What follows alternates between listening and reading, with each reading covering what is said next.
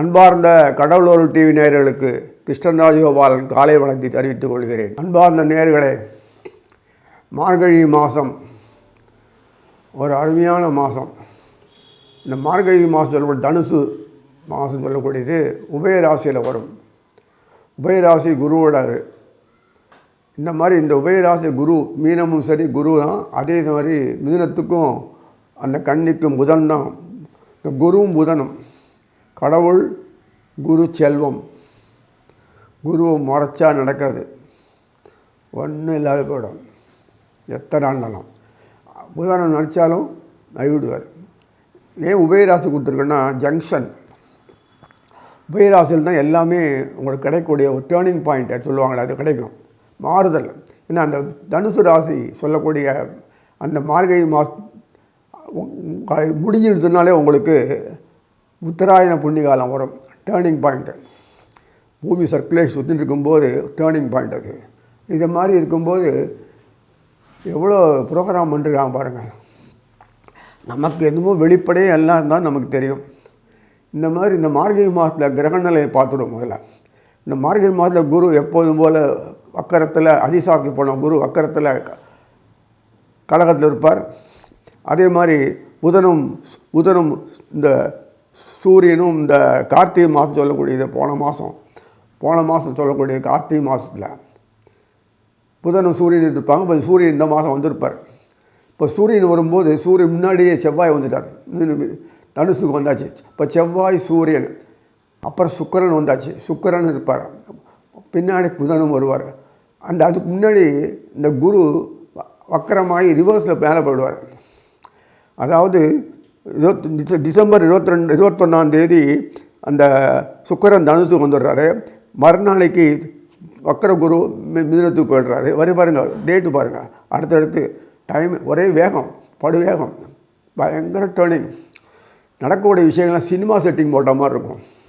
அப்படி ஒரு மாறுதல், tremendous change in the world and also in இந்தியாவில் பாரதத்தில் எப்படியெல்லாம் மாறுதல் வரப்போகுது வெறும் க்ஷணத்தில் அப்படி சினிமா படம் எடுக்கிற மாதிரி இருக்கும். ஷூட்டிங் அந்த சீன் மாற்றுறாங்க. அந்த அளவுக்கு மார்கழி மாதத்தில் ஒரு டேர்னிங் பாயிண்ட் இருக்கும். அதை போட்டோம் எங்களுக்கு எதாவது வருமா? உன் நிலைமே மாறிடுதுயா, உன் நிலைமே மாறிடுது. என்னமோ நீ தான் சம்பாதிச்சு நீ தான் பார்த்து குடும்பத்தை நீ தான் பண்ணுறன்றியே. குடும்பத்தில் எப்படி மாறுதல் வருது நீங்களே பார்க்க போகிறீங்க. சந்தோஷம், அந்த அளவு வாய்ப்பு. ஏன்னா தேவதைகளுக்கெல்லாம் ரொம்ப குஷி. 39 கோடி தேவர்கள் இங்கே வந்து குஷியாக அமக்களம் பண்ணிட்டுருக்காங்க. உங்கள் தெய்வங்கள்லாம் சந்தோஷமாக இருக்குது. ஏன் காரணம் என்னென்னா மார்கழி மாதம். அது வேடிக்கை. அதோட வேடிக்கை என்னென்னா இந்த புதன் தனுசு வந்துட்டார். மறுநாளே வந்துட்டார். அந்த வக்கர குரு மேலே போட உடனே புதன் இங்கே வந்துட்டார். இந்த புதனும் குருவும் ராசி பரிந்து பண்ணிக்கிறாங்க. இது பாருங்கள், சந்தோஷம் குருக்கு. இல்லை, குருகிட்ட தான் எல்லா பவரும் இருக்குது. பணம் பொருள் அந்தஸ்து அவர்கிட்ட இருக்குது. அவர் பார்த்தா தான் கடாட்சம் கிடைக்கும். அவர் பார்க்கலை, அம்மா பசிக்குதே, அவ்வளோதான். இந்த ஒரு பூமி மட்டும்தான், உலக நாட்டெலாம் கிடையாது. பகவான் இங்கே உரையிறார். அதனால் இது இன்னும் போயிட்டுனா சுக்கராச்சாரியார் லீட் பண்ணுற எல்லாத்துக்குமே. ஏன்னா குருவால் இப்போ முடியாது. குரு வக்கரம் முடிஞ்சு வைகாசி மாதத்துக்கு பிறகு தான் ஆக்டிவேட் பண்ணுவார். அது வரைக்கும் ஒன்றும் பண்ண முடியாது. இந்த சுக்கராச்சாரியார் செவ்வாய் 2 பேரும் பின்னாடியே இந்த புதன், இந்த 3 பேரும் மாற்றி பண்ணிட்டு இருப்பானுங்க. பறக்க. ஏன்னா ஒருத்தர் பண்ண வேண்டிய ஒர்க்கை இவ்வளோ பேர் பண்ண வேண்டியிருப்பாருங்க. இல்லைங்க, காரணம் இல்லாமல் இல்லை. ஏன்னா நாட்டில் தான் கீழ் இறங்கி பகவான் கீழ் இறங்கி வந்துட்டார்னா தோளில் கை போடுவாங்க, தெரியும். Undue advantage. அதனால தான் அந்த வேறு ஒன்றுமே இல்லை. அது பிறகு இந்த மாதத்தில் எந்த பெரிய மாற்றங்கள் இருக்கு. சூரியன் மார்கழி மாதம்னா தனுசில் இருப்பார். எல்லாருக்கும் தெரிஞ்ச விஷயந்தான் அது. தனுசு மாதம் சொல்லக்கூடிய இந்த மாதத்தில் சூரியன் செவ்வாய் ஒரு செவ்வாய் அருமையான ஒரு யோகம். செவ்வாய் மங்களம் சூரியன் மங்கள யோகம் கிடைக்கும். அடுத்தது சூரியன் சுக்கிரன், அதுவும் கிடைக்கும். அடுத்து அது ஒரு யோகம். சூரியன் புதன், அது ஒரு யோகம். குரு சப்தமத்தில் இருக்கார், அது ஒரு யோகம். வக்கரமாக இருக்கா இல்லைன்னு பற்றி கவலைப்பட வேண்டாம். 2 பேர் நேரடியாக பார்க்கக்கூடிய ஒரு அமைப்பு கிடைக்கிறது பாருங்கள். அந்த வக்கரமான குரு பலமற்று போனாலும் தன்னுடைய ஷேரை கொடுக்குறார்.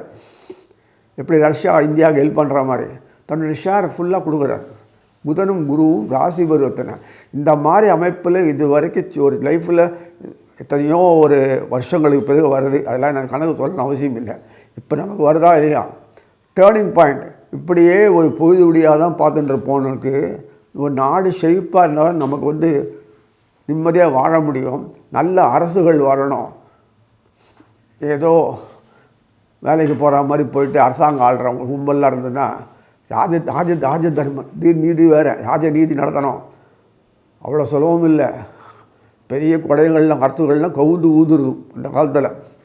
கொஞ்சம் அசந்தாப்பு இல்லைன்னா போச்சு. அந்த மாதிரி அரசுகள்லாம் இருக்கணும். அப்பேற்பட்ட அரசுகள் வரக்கூடிய காலத்தில் இந்த செயல்பாடுகள்லாம் சிறப்பாக நடக்கிறது. இந்த மாதத்தில் இனி ஒவ்வொரு ராசி பலனாக பார்ப்போம். அன்பார்ந்த மீனராசி நேயர்களே, இந்த மார்கழி மாதம் எழுதி வச்சுக்கோங்க. மாணிக்கம் ஜொல்லு வைரம் அப்படி சொல்லலாம். ஏன்னா லைஃப்பில் இப்படியோ இத்தனை வருஷ காலம் வாழ்ந்து அப்படியே ஓட்டியாச்சு. நம்ம இல்லை பெரிய இண்டஸ்ட்ரியில் இருந்தால் கூட பெரிய லெவலாக இருந்தால் கூட அப்படியே ஓட்டி என்னமோ அப்படியே பறக்க எதையோ பண்ணி எத்தையோ போகணும் தவிர குடும்பத்தில் ஆள் முடியல உள்படைய வெளியிலேயே ஒழுங்காக பண்ண முடியல. மன வேதனை தூங்க முடியல. ஃபஸ்ட்டு சாப்பாடு எதிர்த்து இல்லை ஒளியில் எல்லாம் உடம்புபா நோய் அது இது கவனிக்க இப்படியே புலம்பின்னு இருக்கும். பையனான ஒரு பக்கம் குழந்தைலான ஒரு பக்கம் குடும்பத்தை என்ன பார்க்கல எங்கேயோ அலைஞ்சின்னு இருக்கு. அந்த பணம் வருமா அங்கே போகிறது யாபா ப்ரொஜெக்ட் இந்த ஒர்க்கு கரெக்டாக முடியும் கவர்மெண்ட் ஆர்டர் எதிர்பார்த்துருங்க. அவர் இப்படியே மன ஓட்டத்திலே ஓடி நாசம் பண்ணியாச்சு. நல்ல காலம் ஒரு எழுச்சி பகவானுக்கே தோணி நல்லது பண்ணுறான். நவகிரகங்கள் வாயிலாக நமக்கு நல்லது செய்கிறோம். அதுக்கெல்லாம் டீம் ஒர்க்காக பண்ண ஒன்றா பண்ணுறது ஏனோதானோன்றதெல்லாம் ஒன்றா சேர்ந்து பண்ணக்கூடிய பாக்கியம் கிடச்சிருக்கு. ஆச்சரியமாக இருக்குது பாருங்கள். சூரியன் தான் தலைமை தாங்கணும் எல்லாருக்கும் தெரியும். சூரியனை வச்சு செயல்படும் போது சூரியன் தான் எல்லாம் கொடுக்கணும். சந்திரன் கொடுப்பானா சந்திரன் இருக்கிறத கையில் இருக்கிற அதே போட்டு வெறுங்கையை முழம் போடுவான் சந்திரன். இந்த புதன் அப்படி தான். ஏன்னா நிறைய எல்லோரும் கொடுத்துருக்காங்க. அப்புறம் என்ன புதுசாக கொடுக்குறது? எல்லாமே இங்கே தானே இருக்குது. புதுசாக என்ன கொடுக்குறது? இந்த உலகத்தில் ஒரு பொருள் பணம் அனைத்தெல்லாம் இன்னொரு இடத்துக்கு போகவே போகாது. இங்கே தானே எல்லாம் பயன்பட போகுது. அப்புறம் எப்படி அது எப்படி சொல்லுவேன்? கேது போகும்போது அந்த உலகத்துக்கு போகும்போது ஏதாவது கொண்டு போகிறீங்களா? இல்லையே. தேவர்களாக இருந்தாலும் யாராக இருந்தாலும் அவங்க கிளம்புற இங்கே தானே எல்லாம் குப்பை ஓட்டியானோம். வேறு கர்ம பூமி இது.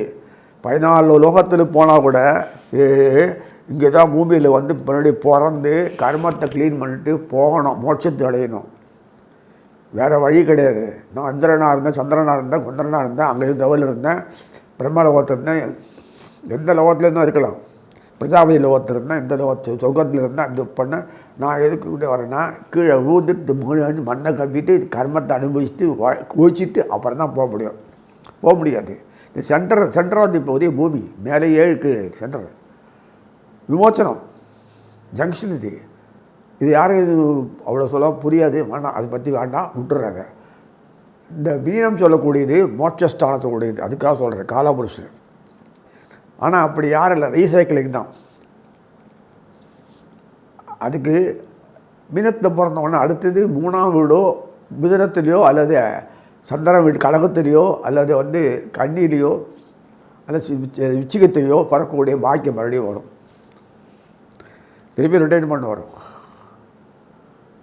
ஏன்னா யாருமே விமோச்சனம் அடையிறதுக்கு இது உலகத்தில் விட்டு போகும்போது உலக விஷயங்களே நினச்சிக்கிறாங்க தவிர தான் உலக விஷயங்கள் அது எதிர்ப்பாக ஏமாந்தது போனது வந்தது ஷாக்கு அது ஆச்சு இது ஆச்சு அந்த சரீர சம்மந்தப்பட்ட உலக விஷயங்கள் தான் நினச்சி விட்டா பகவான் ஈடுபடவே மாட்டேன்றாங்க. கட் பண்ணிடுறான். திருப்பி பூமியிலேயே ரொட்டேட் பண்ணிட்டே இருக்க வேண்டியதான். சட்டை அழுக்காய்தே மாற்றி போட்டுக்கலையே அதே மாதிரி. இப்போ இறைவனோடு சேர்த்துட்டான்னு எப்படி சொல்ல முடியும்? வெளியில் வந்தாச்சுனால இறைவனோடு சேர்ந்தா தான் அர்த்தம். அவர் தான் இங்கே இருக்கார். நமக்கு ஃபிசிக்கலாக பாடியில் வாய தெரியாது, அர்ச்சாவதார குணம் தெரியும். அதுதான் உண்மை.